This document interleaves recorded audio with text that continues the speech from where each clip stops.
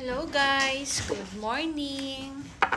Today is our fourth day here in Brunei, here in Vietnam. So, at last day na din dahil mamaya na yung flight namin, around 6 p.m. Pero Oo nga, 8 p.m. Pero mga before 4:30 andun na kami kasi mahirap daw yung pila, sobrang haba. So, ayaw namin ma-delay.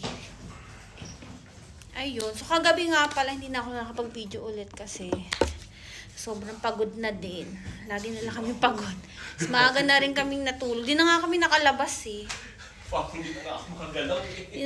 Hindi na nga kami nakalabas. Di na rin kami nakakain. Kasi sobrang pagod na. So, ngayong ganap, nakapag-impake na kami. Kasi kailangan namin mag-check out ng 12 p.m. Time check is 9 a.m., 9:15 a.m. At kailangan namin makapag-check out ng 12. Tapos, kapag-impake na kami. Ngayon, lalabas kami para makapag-almusal.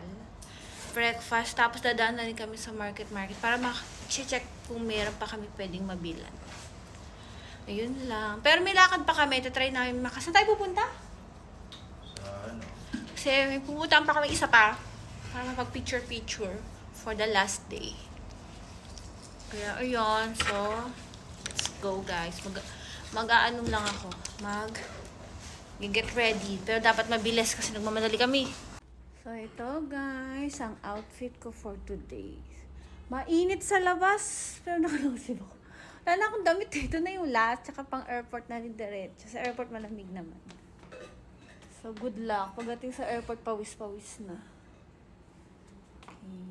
Yung buhok.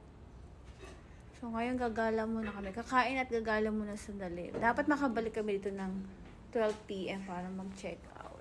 So, let's go, guys.